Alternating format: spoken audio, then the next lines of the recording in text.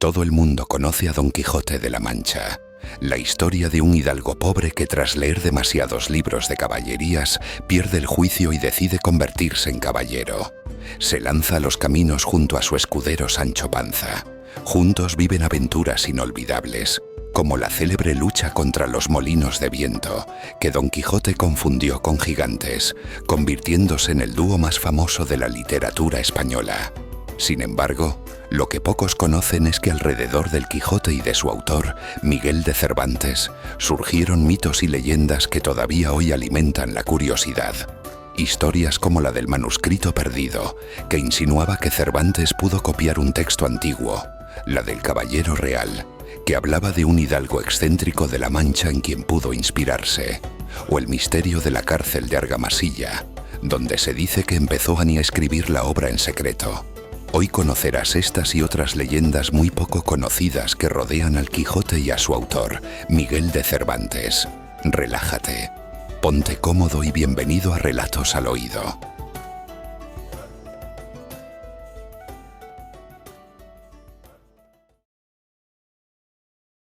El mito de las visiones de Cervantes. En los últimos años de su vida, Miguel de Cervantes dedicó la mayor parte de sus energías a la escritura.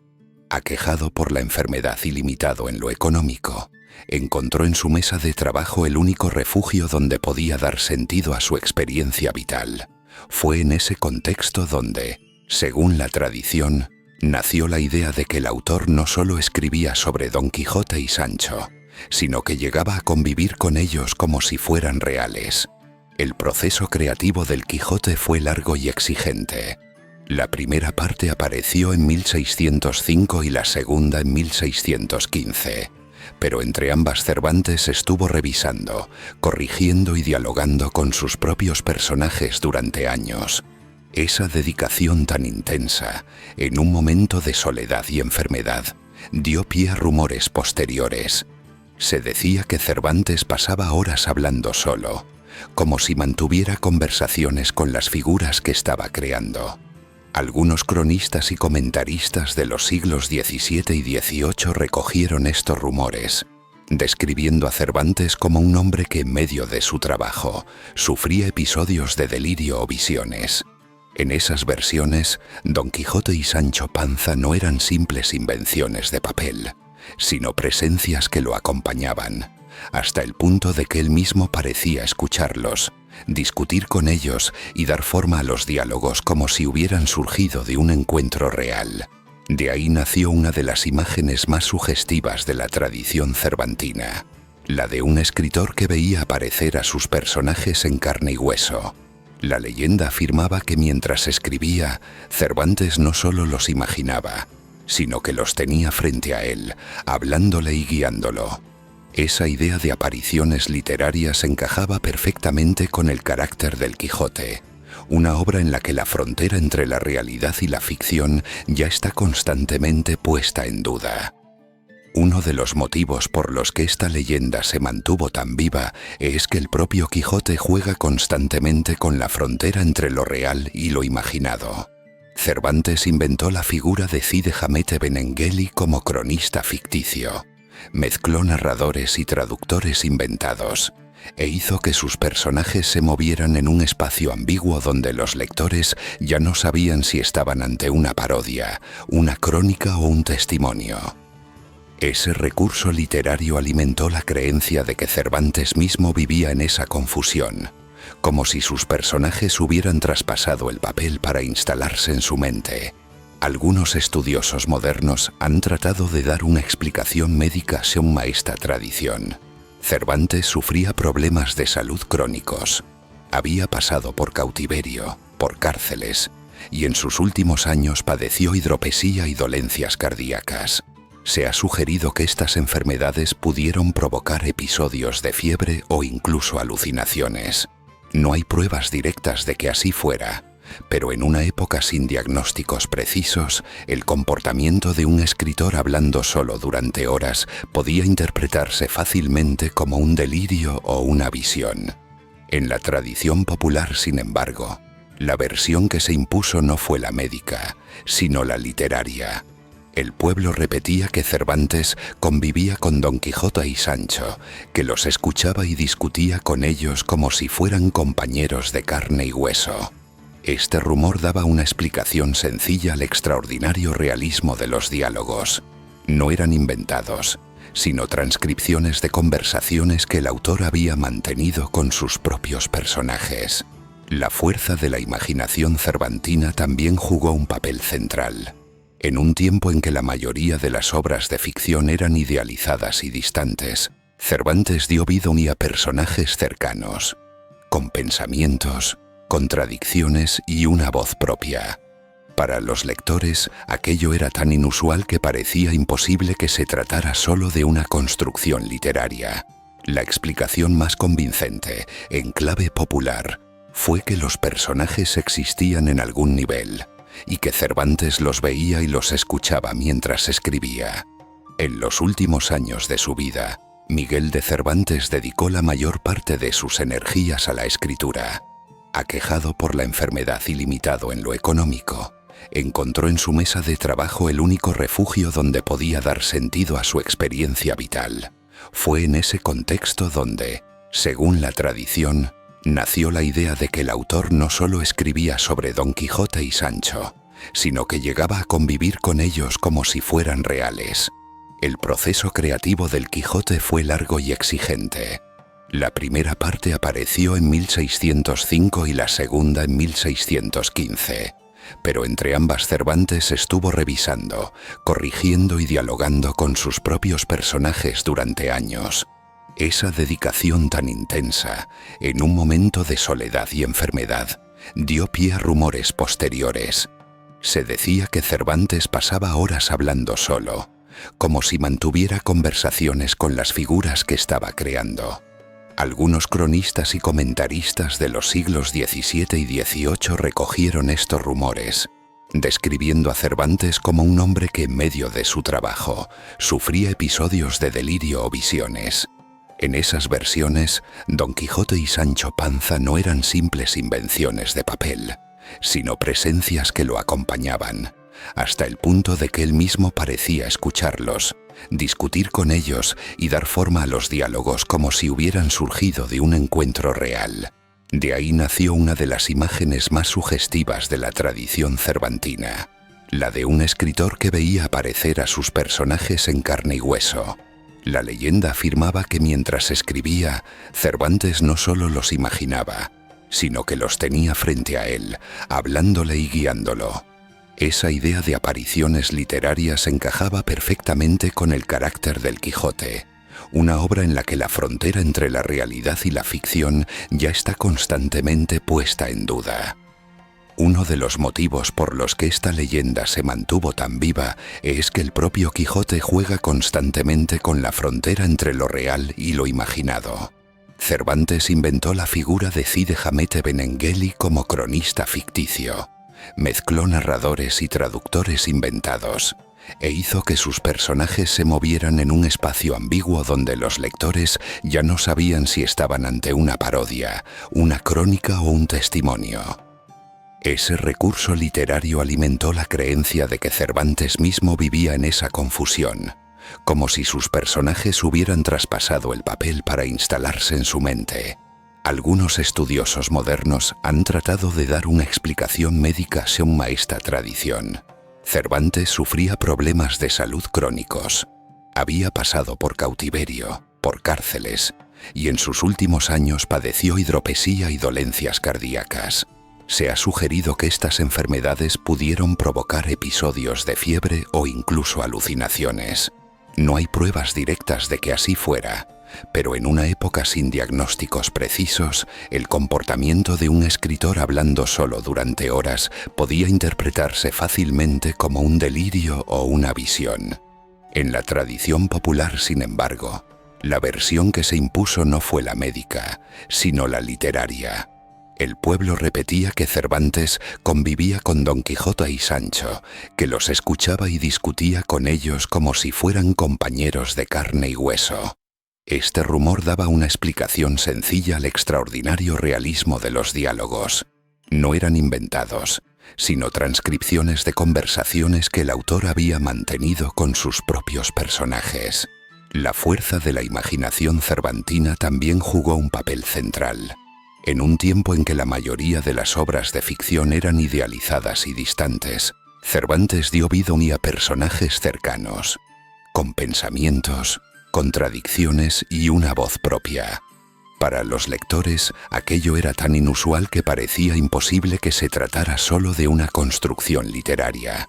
La explicación más convincente, en clave popular, fue que los personajes existían en algún nivel, y que Cervantes los veía y los escuchaba mientras escribía. El misterio de la cárcel de Argamasilla. La tradición que vincula a Miguel de Cervantes con Argamasilla de Alba nace pocos años después de su muerte y se ha transmitido hasta hoy como una de las leyendas más persistentes en torno al Quijote. Se sostiene que en algún momento de su vida, el escritor estuvo preso en esta localidad manchega y que fue allí donde concibió los primeros capítulos de su gran obra, aunque los documentos que prueben ese encarcelamiento nunca han aparecido. La fuerza de la tradición ha sido tan grande que el pueblo entero se ha consolidado como la cuna del Quijote. Sobre las causas de este supuesto encierro, las versiones son variadas.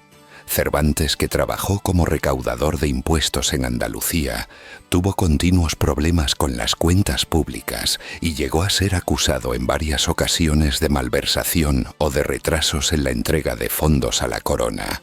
Estos cargos lo llevaron, efectivamente, a pasar por cárceles en distintos lugares, como Sevilla, donde sí está documentada su estancia en 1597.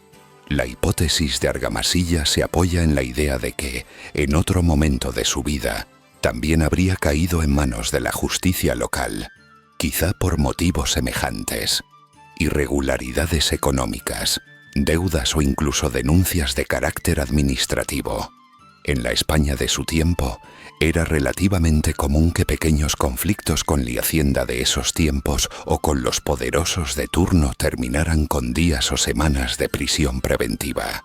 El lugar concreto que la tradición señala es la llamada Cueva de Medrano, una construcción subterránea que en aquella época servía como cárcel municipal. Con el paso de los siglos, ese espacio se convirtió en el epicentro de la leyenda.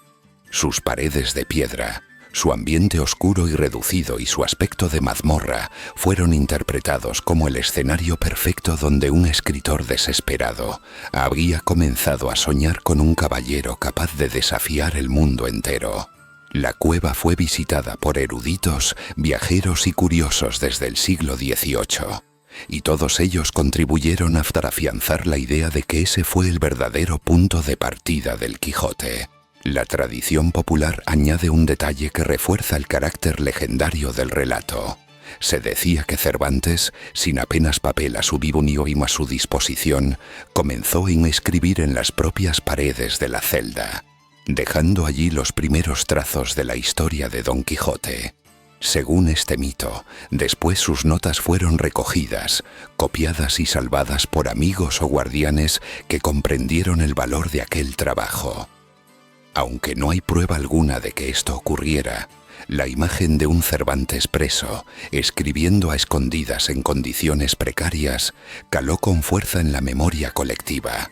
El contraste entre la oscuridad de una cárcel y la grandeza de la obra maestra de la literatura española convirtió esta versión en una de las más difundidas. Uno de los elementos más llamativos de la tradición es el detalle de las paredes de la celda. Se decía que Cervantes, sin acceso a papel ni a tinta en abundancia, se vio obligado a escribir directamente sobre la piedra, plasmando frases sueltas y fragmentos de lo que luego sería el inicio del Quijote. Esta imagen, aunque no tiene base documental, se transmitió con fuerza porque reforzaba el contraste entre la miseria material y la grandeza intelectual.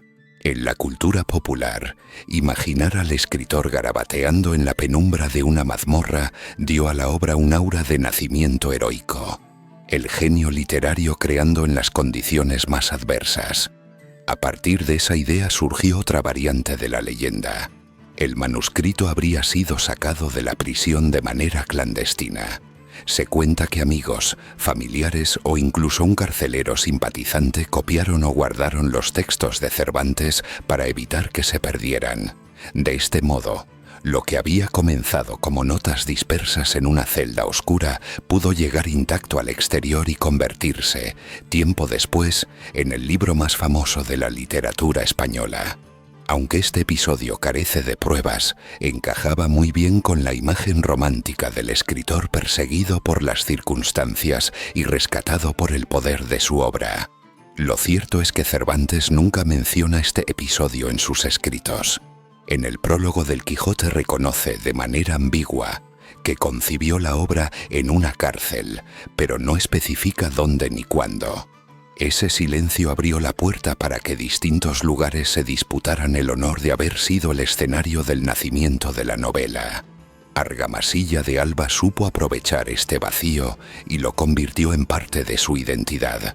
El pueblo adoptó con orgullo el título de la cuna del Quijote, y durante siglos ha presentado la cueva de Medrano como el espacio donde el genio comenzó a dar vida a Don Quijote.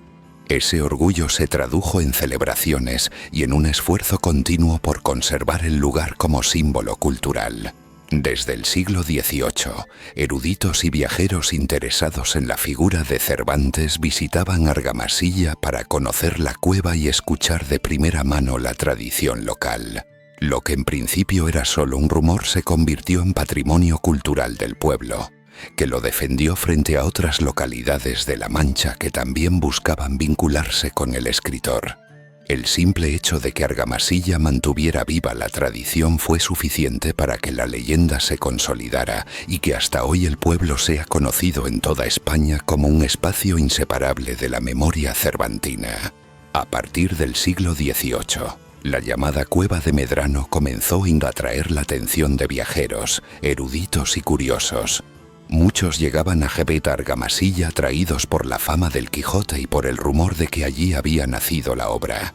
Escritores románticos, cronistas y estudiosos dejaron testimonio de sus visitas, describiendo la cueva como un espacio oscuro, de paredes toscas, que encajaba perfectamente con la imagen de un Cervantes en desgracia escribiendo en secreto.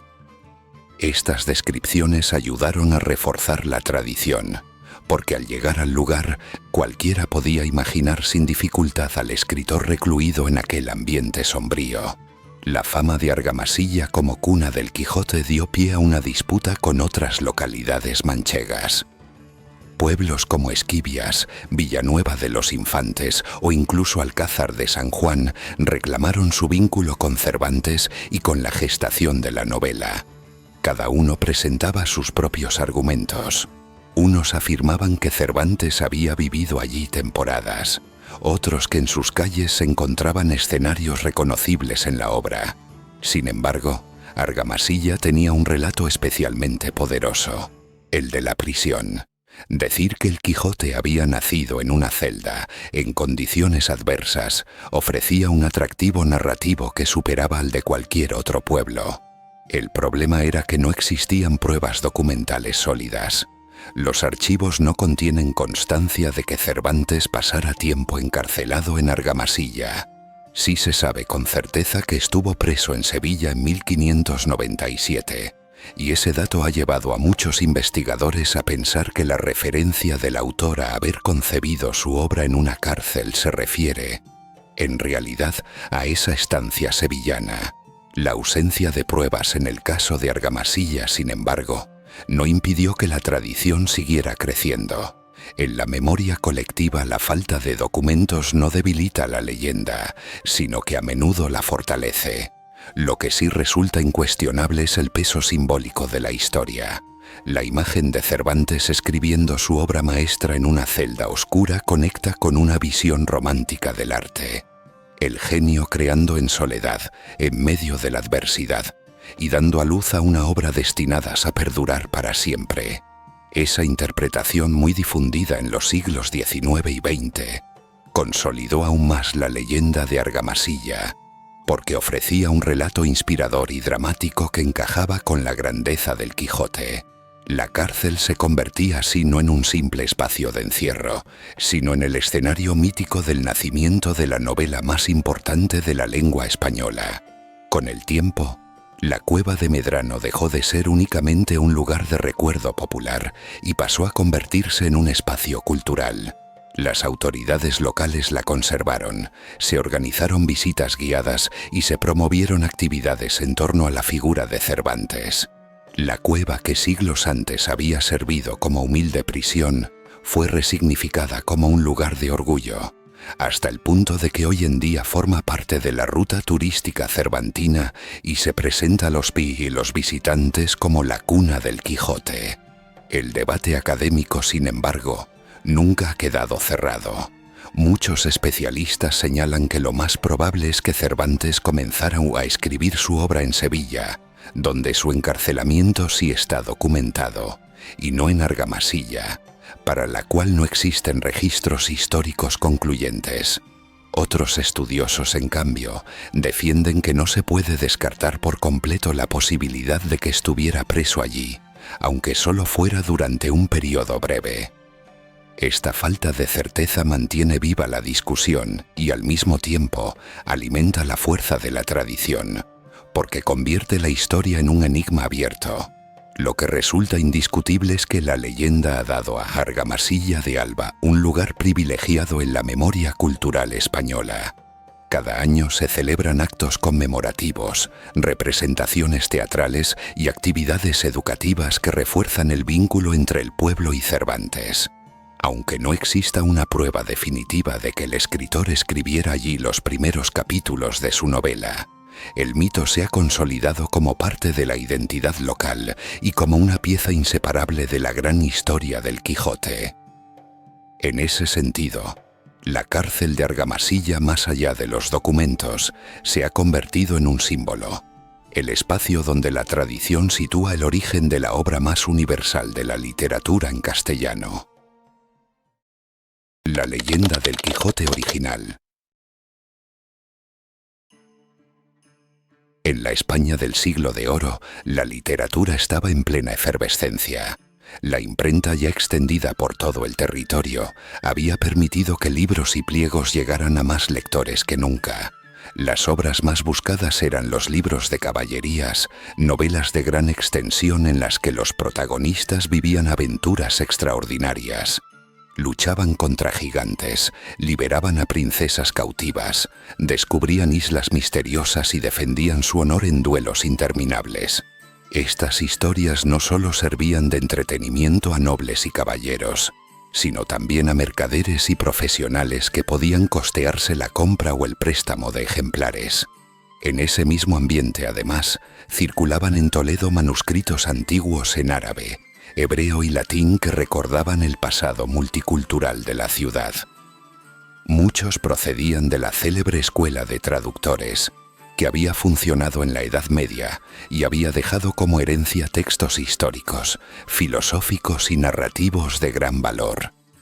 Esa abundancia de papeles y relatos alimentaba la idea de que todavía podían aparecer documentos escondidos, capaces de cambiar la visión de la historia o de inspirar nuevas creaciones literarias. En ese contexto aparece Cervantes, un hombre con una vida marcada por la dificultad. Había combatido en Lepanto, había sido esclavo en Argel, había trabajado como recaudador y había terminado varias veces en prisión. Su carrera literaria hasta finales del siglo XVI no era prometedora. Había publicado alguna novela pastoril, había intentado triunfar en el teatro, pero no había conseguido reconocimiento ni dinero. Su situación era frágil y necesitaba con urgencia una obra distinta, algo que lo separara del resto de escritores del momento. Esa búsqueda de inspiración lo llevó a fijarse en el género que dominaba el mercado, los libros de caballerías. Si todos competían por escribir más y más aventuras heroicas, él decidió tomar el camino opuesto, crear un personaje que de tanto leer esas historias había perdido la razón y pretendía vivirlas como si fueran reales. Ese giro creativo coincidía con un rumor que circulaba con fuerza en Toledo. La ciudad, por su pasado como capital visigoda y centro de saber, guardaba archivos llenos de documentos en diferentes lenguas. En conventos, colecciones privadas y bibliotecas parroquiales, se decía que aún podían encontrarse manuscritos olvidados. La gente hablaba de papeles árabes que contenían relatos fantásticos, de crónicas moriscas escondidas para evitar la Inquisición, de textos que habían pasado de mano en mano sin ser copiados ni publicados. En ese ambiente no parecía imposible imaginar que Cervantes hubiera tenido acceso a uno de ellos. El rumor afirmaba que había encontrado un texto en el que se narraban las aventuras de un caballero manchego que confundía fantasía con realidad, y que esa historia fue el verdadero origen de Don Quijote. La versión más repetida de esta leyenda aseguraba que Cervantes no inventó del todo a su protagonista, sino que se inspiró en ese manuscrito y lo adaptó con su ingenio literario. Según esa creencia, el texto hablaba de un hidalgo solitario que, enloquecido por los libros, veía gigantes donde había molinos y castillos donde solo había ventas. Cervantes habría tomado esa base y la habría transformado en una sátira profunda, con humor, ironía y una mirada crítica hacia la sociedad de su tiempo. La fuerza de esta explicación radicaba en algo evidente para sus lectores. Don Quijote tenía un estilo distinto al de cualquier otra obra de la época. Parecía a la vez una crónica histórica y una parodia, como si se moviera en la frontera entre lo real y lo ficticio. El mito del hallazgo en Toledo ofrecía una respuesta convincente. El Quijote era tan verosímil porque partía de un documento anterior, un texto que Cervantes habría rescatado del olvido y convertido en literatura inmortal. En la propia novela, Cervantes introdujo un recurso que alimentó todavía más esta leyenda: la figura de Cide Hamete Benengeli. Según él mismo escribe, el verdadero autor de la historia de Don Quijote no es Cervantes, sino este cronista árabe. Con ese detalle presentado desde los primeros capítulos, el libro ya no parecía una invención, sino la traducción de un documento anterior. Para los lectores del siglo XVII, acostumbrados a dar por válidas las crónicas históricas, esta estrategia resultaba desconcertante y al mismo tiempo convincente. No era lo mismo leer un relato salido de la imaginación de un escritor que leer, supuestamente, la narración de un historiador extranjero que había dejado constancia de los hechos. De esa manera, Cervantes se presentaba no como creador, sino como simple traductor. Este artificio de la traducción le dio a la obra un aire de veracidad que pocos dudaron en aceptar. Al afirmar que solo estaba vertiendo al castellano lo que otro había escrito en árabe, Cervantes situaba al Quijote en un terreno ambiguo. Era una novela, una crónica, una sátira o todo a la vez.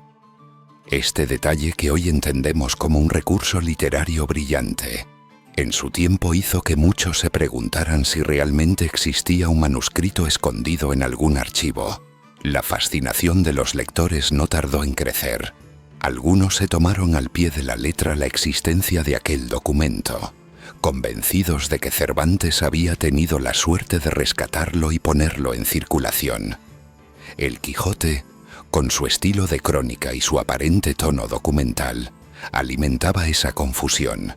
No parecía una simple fantasía. Los lugares eran reales, los diálogos sonaban naturales y los personajes resultaban cercanos, como si estuvieran basados en personas de carne y hueso. Era lógico que la gente pensara que Cervantes había trabajado sobre una fuente previa en lugar de inventarlo todo desde cero. A esta credibilidad contribuía el escenario toledano. Toledo no era una ciudad cualquiera, era símbolo de erudición y mezcla cultural. Desde la Edad Media se había convertido en punto de encuentro de lenguas y religiones, y su fama de custodiar manuscritos antiguos reforzaba la leyenda. ¿Dónde sino en Toledo podría más haberse hallado un documento perdido que relatara las aventuras de un caballero loco? Para el público de la época, el rumor tenía todo el sentido del mundo. La historia de Cide Hamete, el papel de Cervantes como traductor y la tradición de la ciudad encajaban como piezas de un mismo relato. Con el paso del tiempo, los rumores comenzaron a extenderse más allá de la novela y llegaron a las tertulias literarias y a los corrales de comedias. En esos espacios, donde se discutían obras y se compartían noticias, se decía que Cervantes no había sido tan ingenioso como parecía, sino que había tenido la fortuna de encontrarse con aquel manuscrito y adaptarlo a su estilo. El boca en boca amplificó la leyenda, y lo que empezó como un recurso literario terminó convertido en un comentario habitual entre lectores y curiosos. El mito no disminuía el valor de la obra, pero sí creaba la sospecha de que Cervantes no era su único responsable. La leyenda se mezcló también con historias locales sobre personajes reales de La Mancha. En distintos pueblos se hablaba de hidalgos excéntricos que habían vivido de manera parecida a Don Quijote. Hombres obsesionados con el honor, que coleccionaban libros viejos y que salían a los caminos en busca de aventuras que solo existían en su imaginación. La memoria de esos personajes, aunque difusa y poco documentada, reforzaba la idea de que el manuscrito podía haber recogido anécdotas verdaderas y que Cervantes, simplemente, les había dado forma literaria. Sin embargo, a pesar de lo convincente que resultaba esta historia, nunca me apareció ninguna prueba concreta. Ningún archivo, biblioteca o convento presentó jamás un manuscrito que relatara las aventuras de un caballero loco en La Mancha. El supuesto hallazgo en Toledo no pasó de ser un rumor persistente, y aunque algunos eruditos buscaron documentos que pudieran encajar con esa descripción, nunca hallaron nada. Lo que existía era únicamente la novela de Cervantes, acompañada de la voz ficticia de Cide Hamete Benengeli. Aún así, la ausencia de pruebas no debilitó la leyenda, sino que la hizo más atractiva. Muchos lectores y comentaristas usaban esta explicación para justificar por qué Don Quijote y Sancho Panza parecían tan vivos, tan cercanos a la realidad. Pensaban que la fuerza del relato no podía nacer solo de la imaginación de un hombre, sino que debía apoyarse en una base previa. Para ellos, el manuscrito perdido explicaba el realismo de la obra y su capacidad de reflejar la vida cotidiana de los pueblos de Castilla. Con el paso de los siglos, la leyenda del manuscrito perdido no desapareció, sino que se mantuvo viva en distintas interpretaciones. Algunos estudiosos del siglo XVIII y XIX retomaron la idea y llegaron a plantear que quizá Cervantes había conocido textos moriscos o crónicas antiguas que ya contenían elementos parecidos a los de Don Quijote. Aunque la crítica moderna descarta esa posibilidad, la duda quedó flotando en el aire, reforzando la sensación de que detrás de la novela podía existir una fuente oculta. Hoy sabemos que no hay pruebas de ningún manuscrito anterior. Lo que sí se reconoce es que Cervantes empleó una estrategia literaria brillante: inventar a Sotia, un cronista árabe ficticio, presentarse como traductor de su obra y dar así a su novela un aire de crónica auténtica.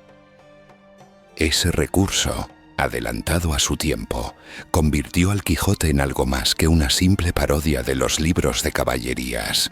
Fue un paso hacia la novela moderna, un juego narrativo que aún sorprende por su originalidad. Y pese a que nunca apareció el supuesto documento de Toledo, la leyenda sigue siendo parte inseparable de la historia del Quijote, no porque aporte pruebas, sino porque refleja la fascinación que la obra despertó desde el primer momento. La idea de que Cervantes rescató un texto perdido convierte al Quijote en un misterio cultural, una obra que parece tener raíces más profundas de lo que en realidad tuvo. Ese mito, aún sin fundamento, mantiene viva la magia de una novela que, 4 siglos después, sigue siendo considerada la más universal de la literatura en español. La aparición del falso Quijote. La primera parte de Don Quijote de la Mancha vio la luz en Madrid en 1605 y tuvo un éxito inmediato. En pocos meses circularon ediciones en Valladolid, Lisboa y Amberes, lo que convirtió la obra en un fenómeno literario sin precedentes en el mundo hispano. La figura del caballero manchego y su escudero Sancho Panza conquistó a lectores de todos los niveles sociales, desde nobles y cortesanos hasta comerciantes y estudiantes. Cervantes, por primera vez en su vida, conoció un reconocimiento real como escritor, aunque los beneficios económicos no siempre se correspondieron con la magnitud del éxito. Ese triunfo, sin embargo, generó una consecuencia inesperada: el vacío entre la primera parte y la continuación. Cervantes tardó casi 10 años en preparar y publicar la segunda parte, tiempo en el que el público pedía más aventuras del caballero y en el que la fama de la obra crecía sin control. Ese intervalo se convirtió en terreno fértil para que aparecieran imitadores y oportunistas que quisieron aprovechar el tirón del Quijote sin esperar a su verdadero autor. En 1614, la sorpresa fue mayúscula. En Tarragona apareció un libro titulado Segundo tomo del ingenioso hidalgo Don Quijote de la Mancha, firmado por un desconocido que se hacía llamar Alonso Fernández de Avellaneda. La publicación causó un gran revuelo, porque se presentaba como la continuación legítima de la obra cervantina y circulaba entre los lectores con la intención de ocupar el lugar que todavía estaba pendiente. El gran misterio fue desde el principio la identidad de Avellaneda. Nadie lo conocía. No existían referencias previas a su nombre y hasta hoy los investigadores no han podido confirmar quién se escondía detrás del seudónimo. Esa falta de certeza dio pie a numerosas teorías y alimentó la leyenda. Había sido un escritor mediocre que buscaba fama rápida, un enemigo personal de Cervantes, o incluso un autor reconocido que prefirió ocultarse bajo un nombre falso para atacar al creador original del Quijote. El falso Quijote de Avellaneda tenía un estilo muy diferente al de Cervantes. Aunque intentaba imitar el tono y los personajes, el resultado era mucho más burlesco y grosero. En lugar de la ironía sutil y del ingenio cervantino, la narración se apoyaba en exageraciones, chistes vulgares y situaciones en las que Don Quijote quedaba reducido a una caricatura sin matices. Avellaneda no comprendió la complejidad que Cervantes había dado a su protagonista, un loco entrañable que al mismo tiempo era símbolo de idealismo y de crítica social. En el apócrifo, Don Quijote aparece como un personaje ridículo sin la grandeza trágica que lo convierte en universal. Pese a esas diferencias, el libro circuló con cierta rapidez. El público, hambriento de más aventuras del caballero manchego, lo acogió con curiosidad. Hubo lectores que, sin tener demasiadas referencias, aceptaron aquel tomo como una continuación legítima, y otros que lo leyeron más como una parodia secundaria.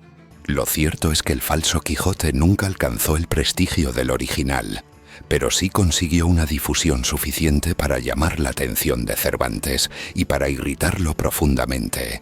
Cuando Cervantes tuvo noticia de la publicación, su reacción fue inmediata y dura. En el prólogo de la segunda parte auténtica del Quijote, publicada en 1615, dedica palabras muy severas contra Avellaneda. Lo acusa de impostor, de mal escritor y de haber intentado apropiarse de un personaje que no le pertenecía.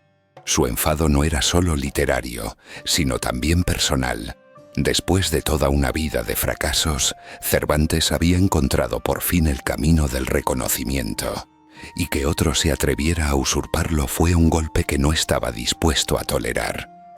Las críticas no se limitaron al prólogo.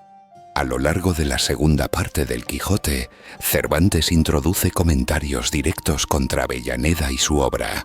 En uno de los capítulos incluso, los propios personajes se burlan del libro falso, negándose a aceptar que esas aventuras fueran las suyas. Con esta jugada, Cervantes no solo defendía su creación, sino que ridiculizaba públicamente a su competidor, borrando cualquier posibilidad de que el apócrifo se consolidara como alternativa válida. Fue un ajuste de cuentas literario en toda regla, una forma de demostrar que solo él tenía el derecho de narrar la historia de Don Quijote. La aparición del nombre Alonso Fernández de Avellaneda abrió la puerta a todo tipo de especulaciones sobre su identidad. Desde el principio se sospechó que no era un autor cualquiera, sino alguien con un motivo personal para atacar a Cervantes. La calidad mediocre del texto hacía pensar que no se trataba de un escritor consagrado, pero el tono del prólogo y las burlas dirigidas a la figura de Cervantes dejaban claro que detrás había un resentimiento profundo. Esa hostilidad fue la chispa que alimentó la leyenda de que Avellaneda no era un desconocido, sino un enemigo oculto. Entre las hipótesis más populares estuvo la de Lope de Vega. Cervantes y Lope habían tenido una relación difícil. Cervantes criticaba abiertamente el estilo teatral de Lope, mientras que Lope lo despreciaba por considerarlo un escritor fracasado. En ese contexto, no pocos pensaron que Lope podría estar detrás del apócrifo, o al menos haber impulsado a alguien cercano para ridiculizar a Cervantes.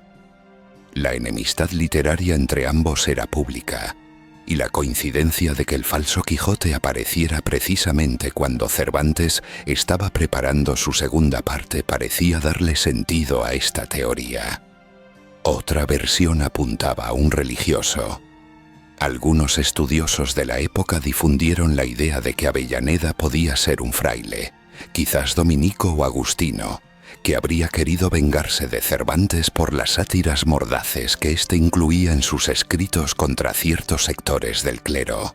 La hipótesis tenía coherencia en un contexto en el que las órdenes religiosas tenían un enorme peso en la vida cultural, y donde un ataque de esta naturaleza podía enmascararse bajo un seudónimo para evitar represalias. Lo que quedó claro en todos los rumores era que Avellaneda no solo buscaba aprovecharse del éxito del Quijote, sino también atacar a Cervantes en lo personal. En el prólogo del falso Quijote se lanzan insultos directos contra él, acusándolo de viejo, envidioso y resentido, lo que refuerza la idea de un odio concreto. No se trataba simplemente de un plagio literario, sino de una campaña de desprestigio contra un hombre que por primera vez en su vida había alcanzado cierta gloria. Esa mezcla de rivalidad, desprecio y venganza es lo que convirtió a Avellaneda en un personaje rodeado de misterio y en una de las sombras más inquietantes de la historia literaria del Siglo de Oro. Paradójicamente, la publicación del falso Quijote terminó jugando a favor de Cervantes. Hasta entonces, había tardado casi una década en sacar la continuación de su obra, pero la aparición del libro de Avellaneda lo obligó a acelerar el proceso. Consciente de que alguien más estaba intentando apropiarse de su creación, Cervantes se apresuró a terminar la segunda parte auténtica, que salió a la luz en 1615. En ella no solo cerraba la historia de su caballero, sino que además lo hacía con un final definitivo, evitando que otros pudieran seguir explotando al personaje sin su consentimiento. En cierto modo, Avellaneda lo empujó a dar a su novela la forma completa con la que hoy la conocemos. El resultado fue contundente. La segunda parte cervantina eclipsó por completo al apócrifo, mientras que el Quijote de Avellaneda pronto cayó en el olvido y dejó de reimprimirse. La obra de Cervantes se consolidó como un clásico en vida de su autor. El contraste fue tan evidente que el nombre de Avellaneda quedó reducido a una nota a pie de página en la historia de la literatura, recordado más por el misterio de su identidad que por la calidad de su obra. Lo que había empezado como un intento de ataque se convirtió sin quererlo en el detonante que hizo más grande a Cervantes. Y sin embargo, la sombra del enigma sigue viva. 4 siglos después, nadie ha podido demostrar quién fue realmente Avellaneda. Un enemigo literario, un religioso vengativo, un simple escritor frustrado. La leyenda de su identidad permanece como uno de los grandes misterios del Siglo de Oro español. Así, el falso Quijote no solo forma parte de la historia de la literatura, sino también de ese territorio donde la realidad y la leyenda se confunden, dejando abierto un enigma que sigue fascinando a estudiosos y lectores hasta hoy. La leyenda del Caballero Real.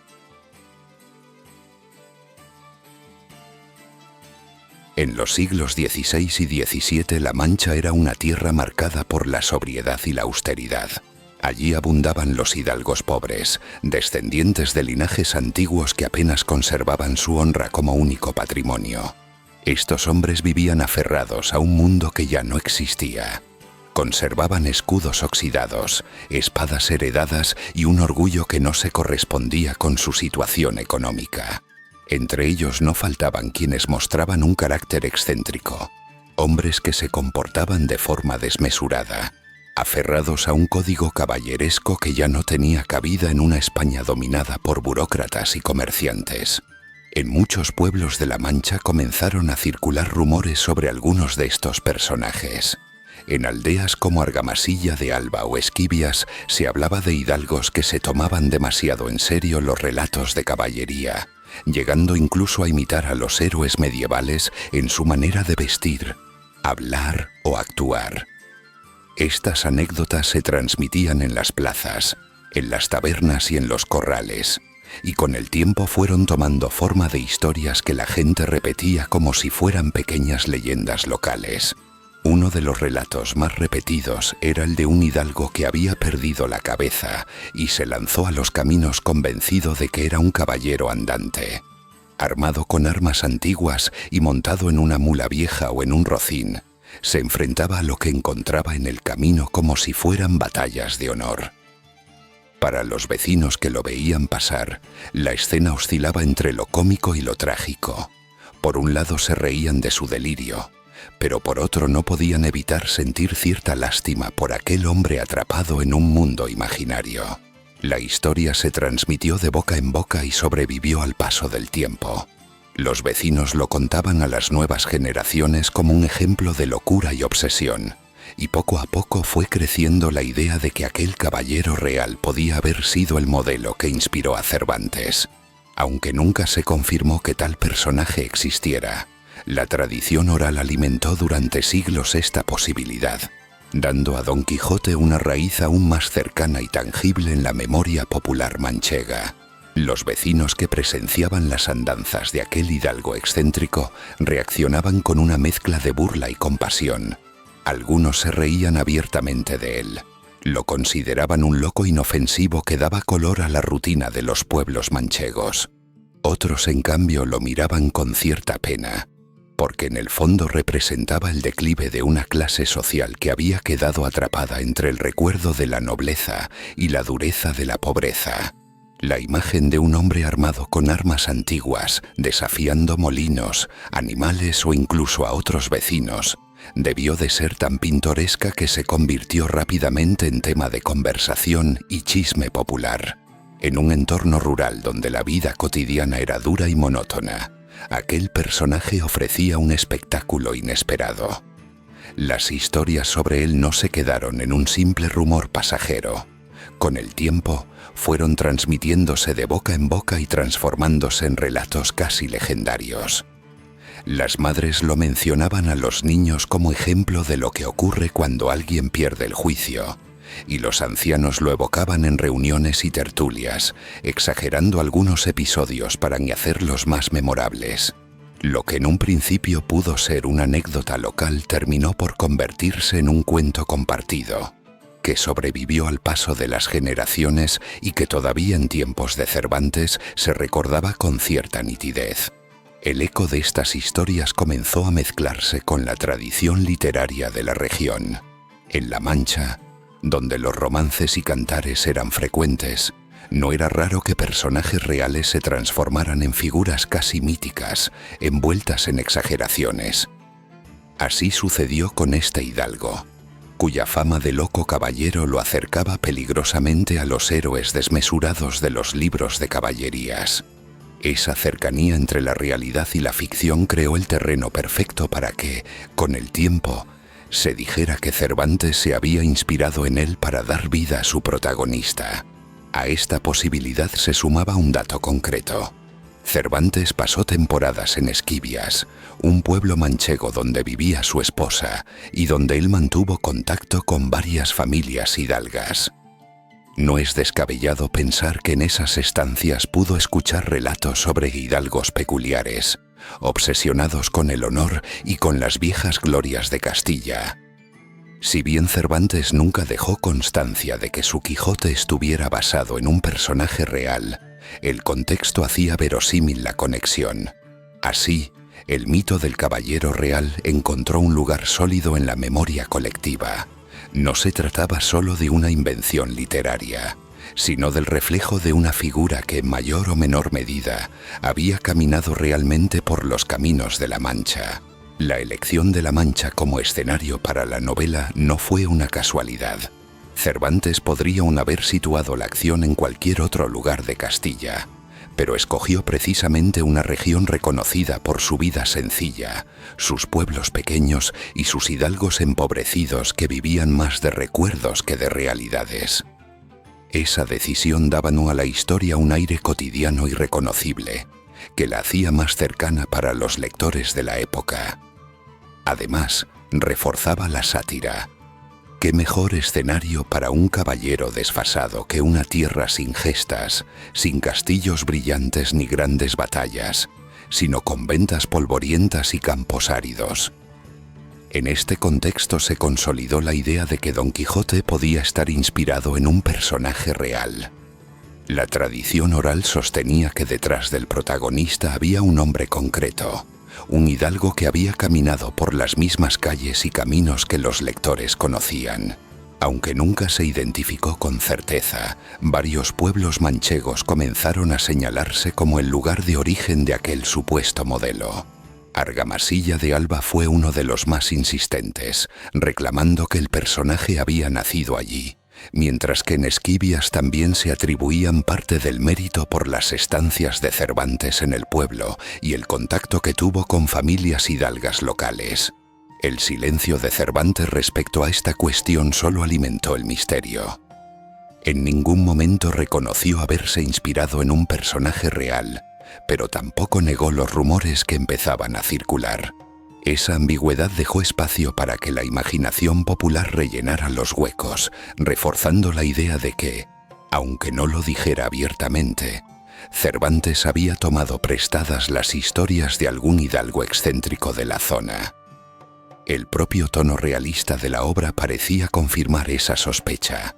Con el tiempo, este orgullo local se transformó en una especie de competencia entre pueblos. Argamasilla de Alba, El Toboso, Esquivias y otras localidades manchegas defendían ser la cuna de Don Quijote o el lugar donde había vivido su modelo real.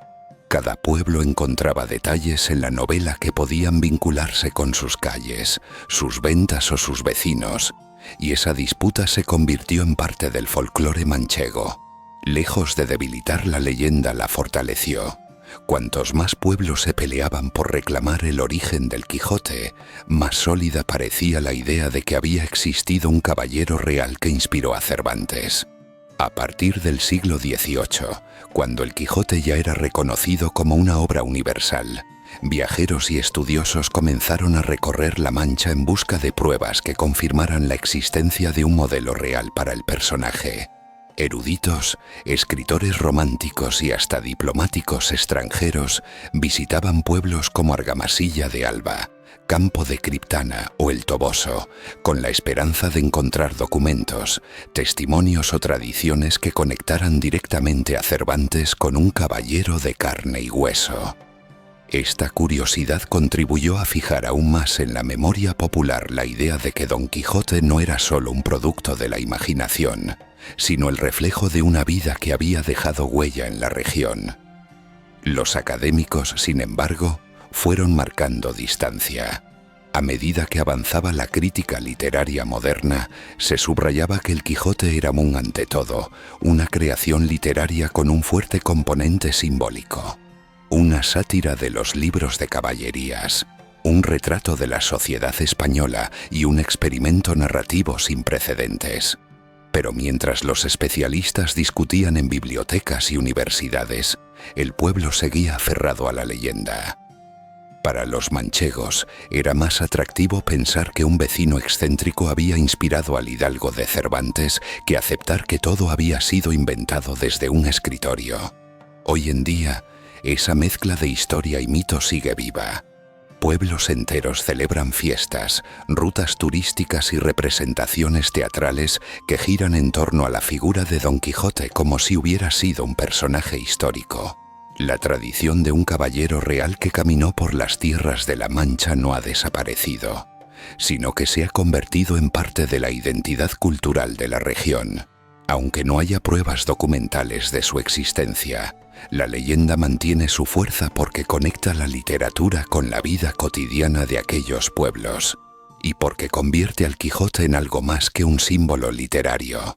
Lo transforma en una figura que pudo haber tenido carne y hueso, dejando un legado que se transmite de generación en generación. La leyenda del pacto con el diablo. Antes de que Don Quijote lo convirtiera en un autor universal, Miguel de Cervantes era un hombre marcado por la pobreza y la falta de éxito. Había pasado buena parte de su vida en una lucha constante contra la adversidad. Combatió en la batalla de Lepanto. Sufrió 5 años de cautiverio en Argel y ya en libertad, trató de rehacer su vida en España con oficios modestos. Sin embargo, ninguna de sus obras iniciales le dio el reconocimiento que buscaba. La poesía no lo hizo destacar. Sus intentos en el teatro fueron eclipsados por Lope de Vega, y su primera novela, La Galatea, apenas tuvo repercusión. Durante décadas, Cervantes no fue considerado un escritor importante, sino más bien un autor secundario que acumulaba fracasos. Su situación económica reflejaba esa falta de éxito. Para sobrevivir trabajó como recaudador de impuestos, un oficio impopular que lo llevó a constantes enfrentamientos con campesinos y autoridades locales. Las irregularidades en sus cuentas lo condujeron a prisión en más de una ocasión, lo que agravó su reputación de hombre desafortunado. A los ojos de sus contemporáneos, Cervantes parecía condenado a la mediocridad, alguien que nunca lograría dejar huella en el panorama literario español. La dureza de su vida alimentó con el tiempo la idea de que solo un giro extraordinario podía explicar la transformación de aquel escritor pobre y olvidado en el creador de una obra maestra. En la España de los siglos XVII y XVIII, un contexto en el que la superstición seguía teniendo un gran peso, era común pensar que talentos fuera de lo normal o éxitos repentinos no se debían únicamente al esfuerzo humano. La mentalidad popular buscaba explicaciones sobrenaturales para lo que parecía inexplicable. Fue así como comenzó a circular la leyenda. Cervantes, desesperado por la falta de reconocimiento, habría hecho un pacto con el diablo. Según el rumor, habría entregado su alma a cambio de que su obra alcanzara la fama y la inmortalidad.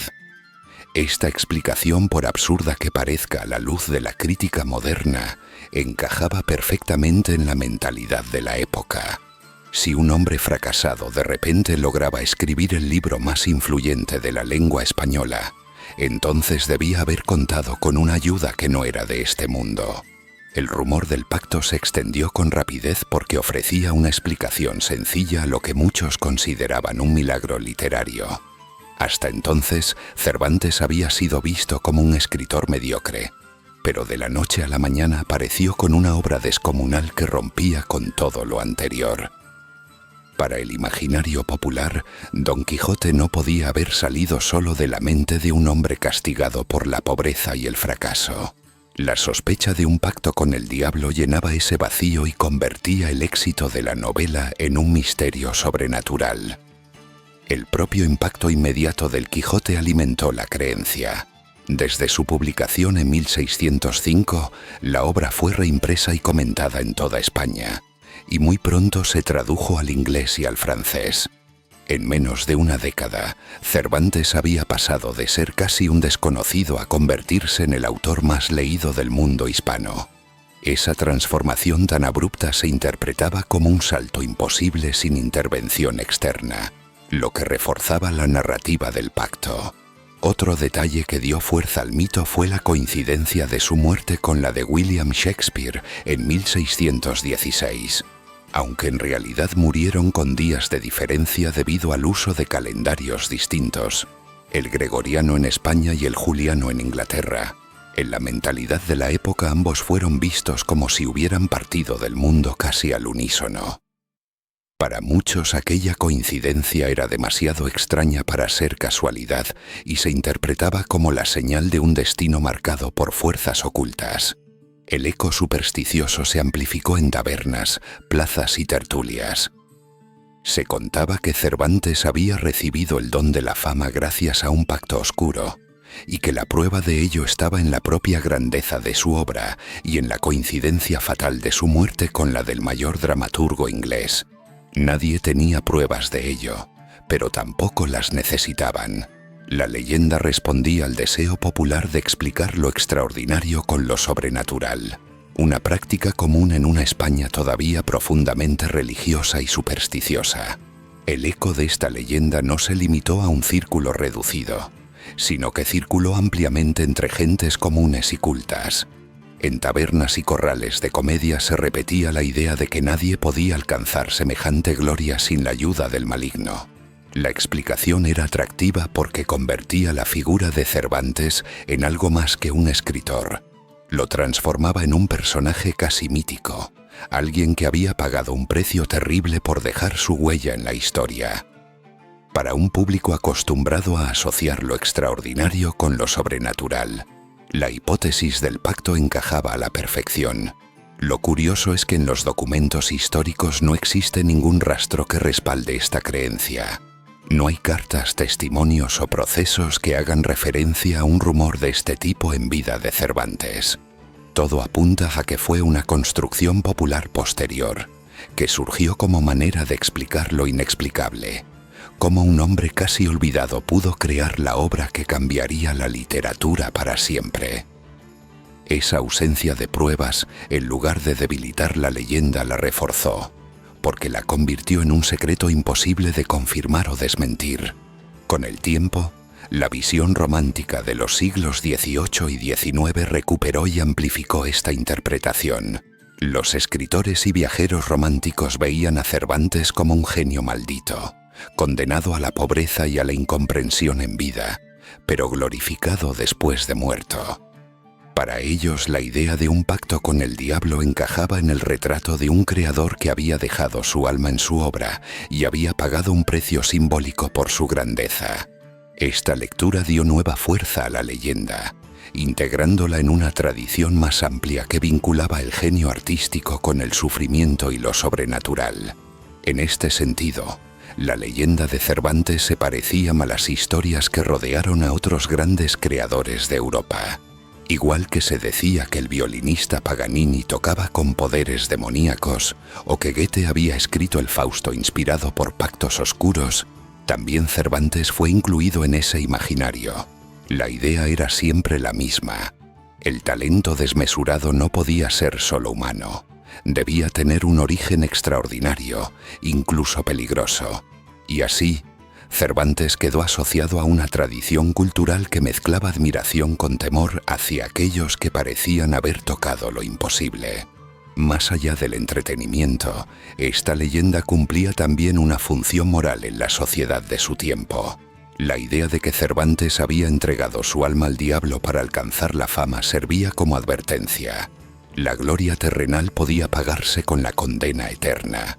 En una España profundamente religiosa, estas historias eran una forma de recordarle al pueblo que el éxito podía ser sospechoso y que lo más importante seguía siendo la salvación del alma. El mito, así, no solo hablaba de Cervantes, sino que reflejaba los miedos y valores de la época. El contraste con la realidad, sin embargo, es evidente. Cervantes no murió rico ni disfrutando de la fama mundial que hoy lo rodea. Falleció en Madrid en 1616, prácticamente en la pobreza, sostenido apenas por el reconocimiento de algunos círculos literarios. No conoció la verdadera dimensión del impacto de su obra, que se multiplicaría solo después de su muerte. La imagen de un autor que habría pactado con el diablo para conseguir éxito y riqueza no encaja con los hechos. Cervantes nunca dejó de vivir con limitaciones económicas. Pese a todo, la leyenda no desapareció. Al contrario, se consolidó como una de esas historias que acompañan inevitablemente a los grandes genios. Igual que a Paganini, Goethe o incluso a Shakespeare se les atribuyeron conexiones con lo sobrenatural. En el caso de Cervantes, la idea del pacto con el diablo sigue mencionándose como una curiosidad, una forma en que el pueblo intentó explicar el salto imposible entre un escritor olvidado y el creador del libro más universal de la lengua española. Aunque carece de base histórica, el mito sigue vivo porque añade un componente trágico y fascinante a la biografía de Cervantes, reforzando la visión de que su destino estaba marcado por algo más grande que él mismo. La leyenda del entierro secreto de Cervantes. Miguel de Cervantes Saavedra murió en Madrid el 22 de abril de 1616, a los 68 años de edad, aquejado de hidropesía, una dolencia relacionada con la insuficiencia cardíaca. El escritor pasó sus últimos años con problemas de salud y en una situación económica precaria.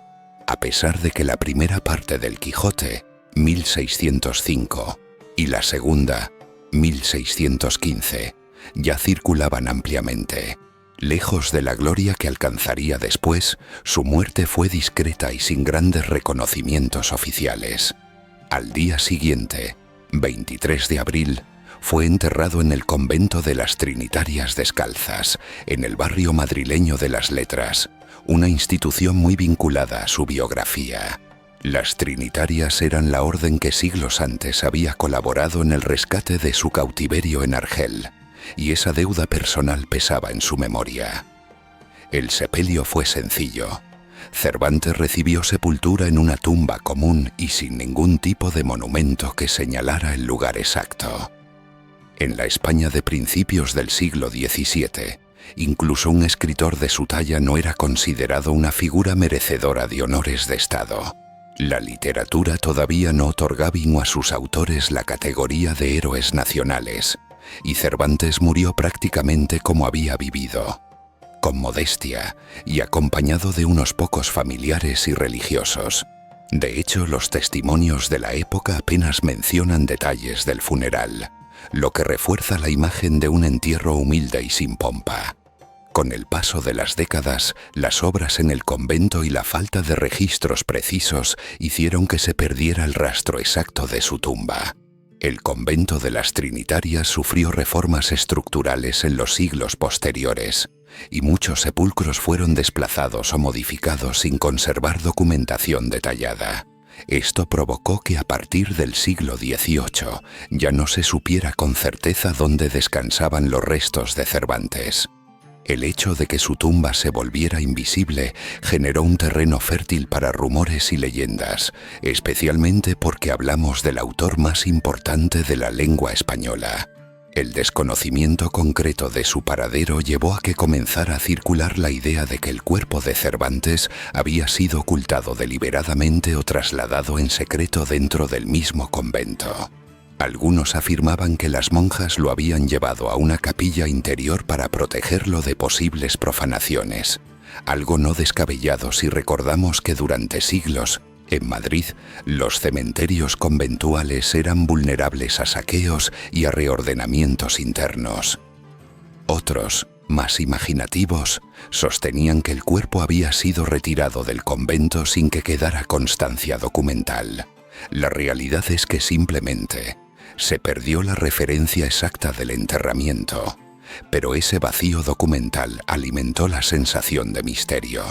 Así fue como nació la leyenda de la tumba desaparecida de Cervantes, un enigma que acompañó al escritor durante más de 3 siglos. La pérdida del rastro concreto de la tumba alimentó pronto la idea de un enterramiento oculto o secreto.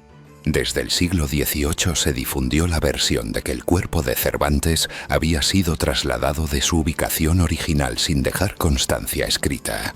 En algunos relatos se afirmaba que esto se había hecho para proteger sus restos de posibles profanaciones, un temor real en una época en la que los conventos madrileños sufrían saqueos y en la que las obras arquitectónicas obligaban a mover sepulturas sin demasiado cuidado. La falta de documentación reforzó la sospecha. ¿Había sido movido el féretro por decisión de las monjas trinitarias? ¿O se trataba de un traslado hecho a escondidas por alguna autoridad?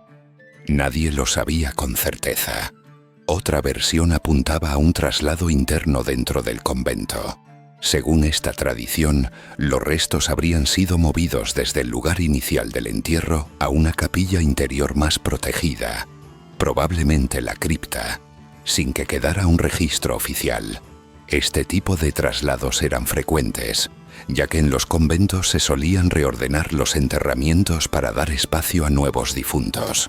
Con el tiempo, estas mudanzas hacían que se perdiera la referencia de quién estaba enterrado en cada lugar, especialmente cuando se trataba de personajes que en vida no habían recibido los honores de un sepulcro monumental. El silencio de los archivos fue decisivo para que la leyenda creciera. No existía ningún acta clara que confirmara ni el traslado ni la permanencia en el primer lugar de enterramiento. La ausencia de pruebas dio pie a que cada generación elaborara su propia versión. Para algunos, Cervantes había sido retirado a un lugar secreto, conocido únicamente por las monjas trinitarias. Para otros, los huesos se habían perdido en medio de reformas y movimientos de sepulcros. En ambos casos, la falta de certezas hacía del entierro de Cervantes un misterio en sí mismo. Durante generaciones, el rumor se convirtió en parte de la tradición oral madrileña.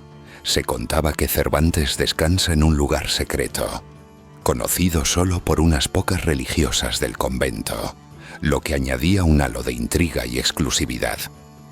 Al mismo tiempo, la coincidencia de su muerte con la de Shakespeare en 1616, aunque en calendarios distintos, reforzaba en la mentalidad popular la sensación de un destino especial, casi marcado por fuerzas superiores. En este ambiente, el entierro de Cervantes dejó de ser un hecho histórico común para transformarse en una leyenda, la de un escritor inmortal cuyo cuerpo paradójicamente permanecía invisible para la posteridad. La coincidencia de la muerte de Cervantes con la de Shakespeare en 1616 añadió un componente simbólico que no pasó desapercibido. Aunque en realidad murieron en fechas distintas debido a que Inglaterra aún usaba el calendario juliano, mientras España seguía ya el gregoriano, la proximidad temporal fue interpretada como si ambos hubieran partido del mundo al mismo tiempo. Este paralelismo alimentó una visión casi mística. Los dos mayores genios de la literatura occidental parecían unidos también en la muerte. Para quienes veían señales sobrenaturales en los grandes acontecimientos, el hecho de que uno muriera con la tumba perdida y el otro bajo una lápida maldita en Stratford-upon-Avon reforzaba la idea de que el destino literario de ambos estaba marcado por el misterio. En los siglos XVIII y XIX, en pleno auge del romanticismo, el interés por los grandes escritores llevó a que muchos viajeros y eruditos se interesaran por la tumba desaparecida de Cervantes.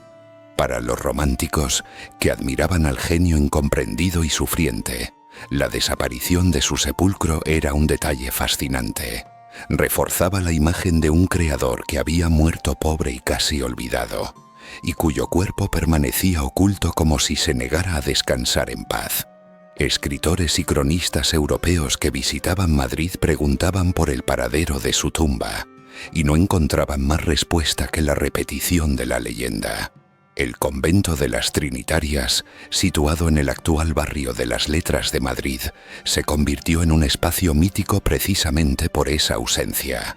Aunque nadie sabía señalar con exactitud el lugar donde reposaban sus restos, la certeza de que Cervantes estaba allí enterrado bastaba para atraer a curiosos y devotos de su memoria. El convento comenzó a ser visto como un lugar de peregrinación literaria, un sitio al que acudir no para contemplar una tumba visible, sino para recordar el misterio de un entierro perdido. La invisibilidad de los huesos de Cervantes, en lugar de alejar a la gente, parecía atraerla todavía más. A lo largo del siglo XX se iniciaron los primeros intentos serios por investigar arqueológicamente la cuestión. Historiadores, arqueólogos y autoridades culturales plantearon proyectos para tratar de localizar la tumba exacta dentro del convento. Las dificultades eran enormes. Se trataba de un edificio habitado por monjas de clausura, con múltiples reformas a lo largo de los siglos y con un cementerio interno en el que se habían acumulado huesos mezclados de diferentes épocas. La complejidad del caso mantuvo viva la idea de que Cervantes seguía enterrado en secreto, en un lugar al que la ciencia aún no lograba acceder con claridad. En 2015 se produjo un acontecimiento decisivo. Un equipo de investigadores, apoyado por el Ayuntamiento de Madrid, inició excavaciones y estudios con georradar en el convento de las Trinitarias. El objetivo era localizar los restos de Cervantes y dar respuesta a una búsqueda que llevaba abierta más de 3 siglos. Tras meses de trabajo, los especialistas hallaron en una cripta varios huesos fragmentados y deteriorados, pertenecientes a al menos una decena de personas. Entre ellos se encontraron restos que por su contexto histórico y por algunos indicios, como clavos de ataúd de la época y la coincidencia con los libros de defunciones, fueron atribuidos a Cervantes y a su esposa, Catalina de Salazar. El hallazgo, sin embargo, no estuvo exento de polémica. Debido al mal estado de los restos y a la mezcla con otros cuerpos, no fue posible realizar una identificación genética concluyente. Los huesos atribuidos a Cervantes no podían confirmarse al 100%, aunque la mayoría de los investigadores aceptó la hipótesis como la más plausible. Para unos, se había resuelto al fin el misterio. Para otros, el enigma permanecía, porque la duda científica seguía abierta. Esta ambigüedad hizo que la leyenda del entierro secreto no desapareciera, sino que adquiriera una nueva vida en pleno siglo XXI. Hoy en día, el convento de las Trinitarias cuenta con una lápida conmemorativa que recuerda a Cervantes y es visitado como un lugar de homenaje universal. Sin embargo, la sensación de misterio persiste. ¿Están realmente allí los restos del escritor o su cuerpo sigue oculto en algún rincón del convento que nunca se exploró del todo? Esa pregunta mantiene viva la leyenda.